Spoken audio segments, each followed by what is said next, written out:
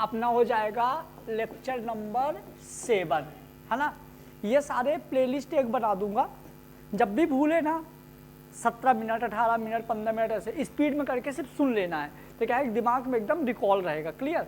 तो lecture number 7 में हम स्टार्ट करेंगे टाइप ऑफ मीजोमेरिक इफेक्ट। पहले मैं इसका थोड़ा सा इन्फॉर्मेशन दे दूं कि ये आया कहाँ से, कैसे अपन पढ़ रहे हैं। क्लियर। तो देखो मैंने तुम लोगों को बताया था इलेक्ट्रॉनिक डिस्प्लेसमेंट। क्या बताया था? मैंने बताया था इलेक्ट्रॉनिक डिस्प्लेसमेंट। इलेक्ट्रॉनिक डिस्प्लेसमेंट में अपन ने 3 चीज पढ़ा था, बताओ जरा। पहला पढ़ा था क्या? Inductive effect. क्या पढ़ा था? इंडक्टिव इफेक्ट, जिसमें आपने 2 चीज पढ़ा, माइनस आई इफेक्ट और प्लस आई इफेक्ट। इसके बाद आपने पढ़ा था रेजोनेंस। क्या पढ़ा था? रेजोनेंस में अपने को 2 चीजें पढ़ना था, एक पढ़ना था मीजोमेरिक इफेक्ट और एक पढ़ना था हाइपर कॉन्जुगेशन। एक और अपने को पढ़ना था लास्ट इलेक्ट्रोमेरिक इफेक्ट।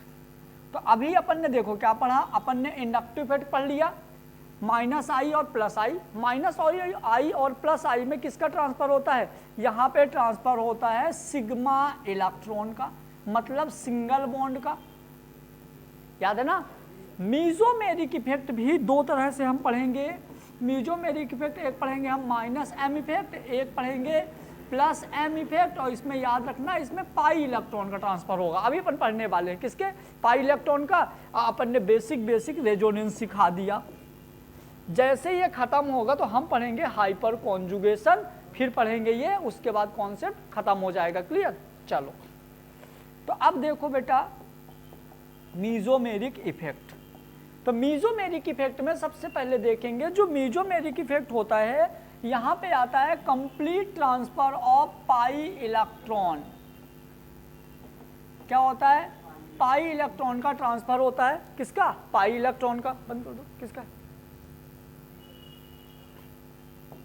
अब जो पाई इलेक्ट्रॉन का ट्रांसफर होता है, कैसे होता है ध्यान से समझो। इधर देखो, पाई इलेक्ट्रॉन में क्या बेटा? Minus m effect. सबसे पहले क्या आएगा? Minus m effect. इधर देखो ये बेंजीन है, ध्यान से समझना, ये बेंजीन है। एक्चुअल में ये जो बेंजीन है ना, ये कुछ ऐसा दिखता है। देखो ये कुछ ऐसा दिखता है, ये कुछ ऐसा दिखता है।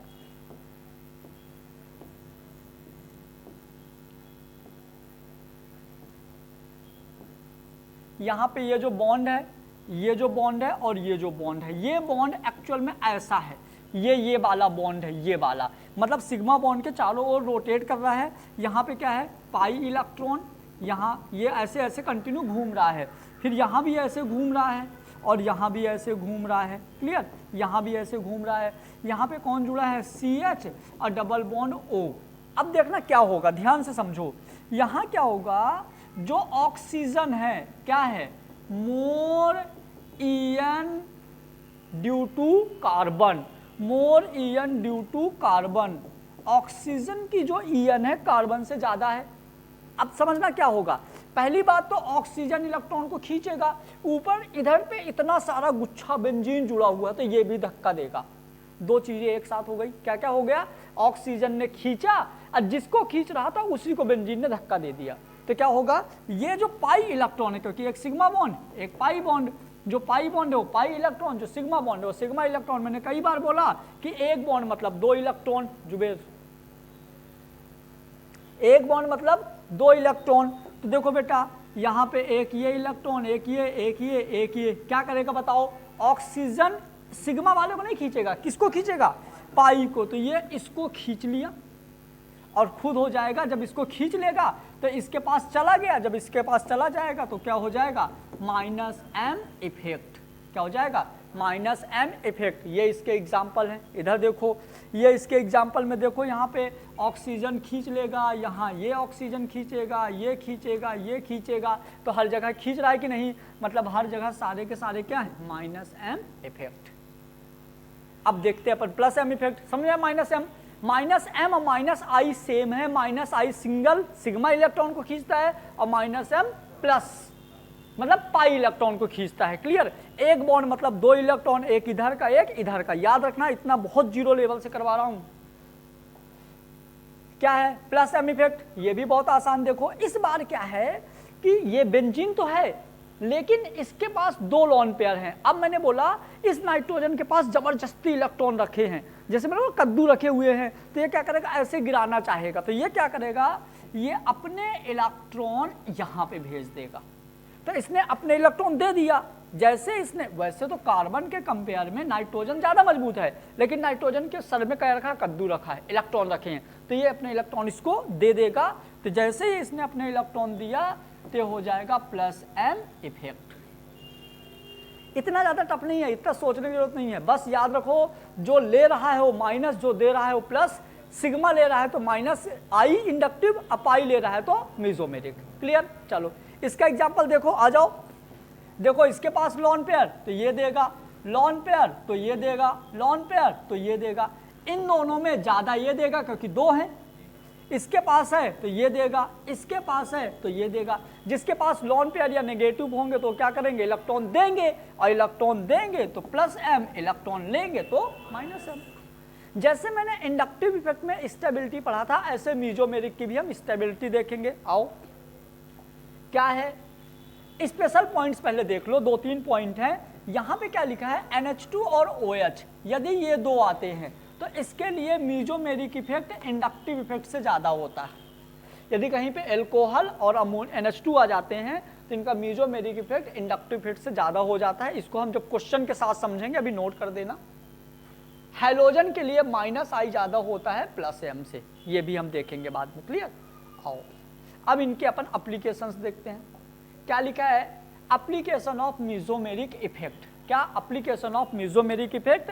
यहाँ पे पहली एप्लीकेशन है stability of carbocation, कार्बोएनायन and carbon free radical. यदि किसी कार्बन पे एक सिंगल इलेक्ट्रॉन होता है तो इस सिंगल इलेक्ट्रॉन को हम क्या बोलते हैं, फ्री रेडिकल। पता है ना ये चीज?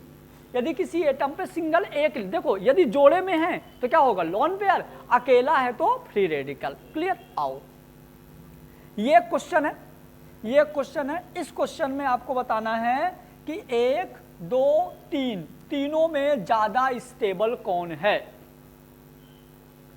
तीनों में ज्यादा स्टेबल कौन है। तो आओ देखते हैं, समझना मेरी बात ध्यान से।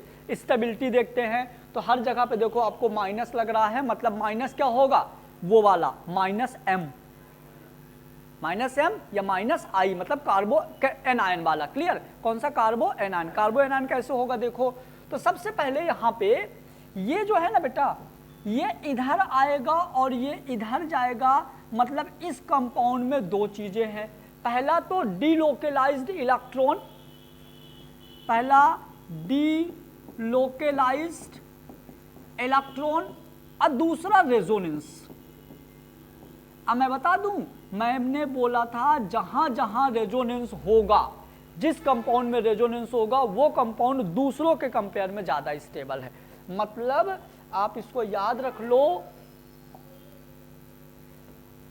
जहां रेजोनेंस होगा वो ज्यादा स्टेबल होगा। जहां रेजोनेंस होगा वो ज्यादा स्टेबल होगा, ऐसा हमेशा होता है। लेकिन कभी कभी 2 कंपाउंड में दोनों में रेजोनेंस हो रहा है तो जिसमें ज्यादा रेजोनेंस होगा, जैसे एक में 2 बार हो रहा है, एक में 3 बार, तो 3 बार वाला ज्यादा स्टेबल। तो जब जिसमें ज्यादा रेजोनेंस ज्यादा स्टेबल, तुम समझ जाओगे क्या लिखा है, समझ गए? तो देखो 2 कंडीशन, यदि एक में रेजोनेंस हो रहा है, एक में नहीं हो रहा, तो जिसमें हो रहा है वो ज्यादा स्टेबल होगा। यदि दोनों में हो रहे हैं तो जिसमें ज्यादा हो रहा है वो ज्यादा स्टेबल होगा। तो देखो यहां पे रेजोनेंस भी हो रहा है, इलेक्ट्रॉन घूम भी रहा है, इलेक्ट्रॉन घूम रहा है तो डीलोकेलाइज्ड। मैंने रेजोनेंस में लिखवाया था लोकेलाइज्ड और डीलोकेलाइज्ड, तो डीलोकेलाइज्ड मतलब जो घूमता है। तो इन दोनों के कंपेयर में ये तो पक्का हो गया कि ये ज्यादा स्टेबल है। अब इन दोनों का कंपेयर कर लेते हैं, मजे की बात है। देखो कार्बो एनायन तो 1 प्लस आई, यहाँ पे 2 प्लस आई, एक प्लस आई इसका, एक प्लस आई इसका, 2 प्लस आई। और जब भी एन आयन होता है तो प्लस आई सब अपोज करता है। कार्बो एन आयन का stability of carbanion में plus I upon minus I, stability of carbanion में माइनस आई अपॉन प्लस आई।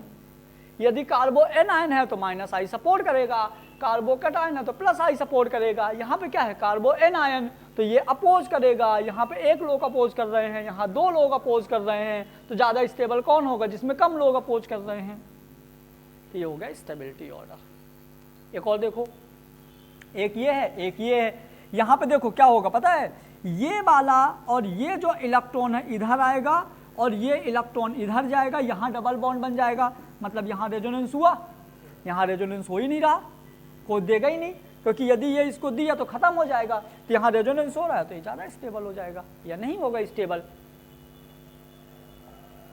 एक और क्वेश्चन है देखो, ये कार्बोकेटायन वाला क्वेश्चन है। कौन सा है, कार्बोकेटायन वाला। मजा आ गया, कोई बात नहीं, आ जाओ। सबसे पहले यदि देखा जाए तो कार्बोकेटायन में देखो तो 2 हाँ ये तो सबसे कम हो जाएगा, क्योंकि फंक्शन ग्रुप आ गया तो ये सबसे कम स्टेबल हो जाएगा। तो ये तो सबसे कम हो गया, छोड़ दो। इन दोनों में कंपेयर करो तो इन दोनों में देखो डबल बॉन्ड है और पॉजिटिव है, मतलब कि इसमें क्या होगा, डबल बॉन्ड की वजह से ईएन ज्यादा है डबल बॉन्ड की, इसलिए ज्यादा स्टेबल हो जाएगा। तो ये ज्यादा स्टेबल हो जाएगा, ये कम स्टेबल हो जाएगा। तो इस तरह से जब तुम लोग दिमाग लगाओगे ना, सारे कॉन्सेप्ट एक साथ, कौन कौन से, तो ही भाई ऑर्गेनिक अच्छी होगी। आप देखो बहुत डिटेल में पढ़ा दिया मैंने, और हर जगह, अभी नहीं, आने वाले जितने भी दिन रहेंगे ना, 25-30 दिन, हर जगह काम आएगा। इससे अच्छा कर ही लो ना जी। ये मिला के 7 लेक्चर हो जाएंगे, इनको 4-5 बार देख लो, काम हो जाएगा। क्लियर।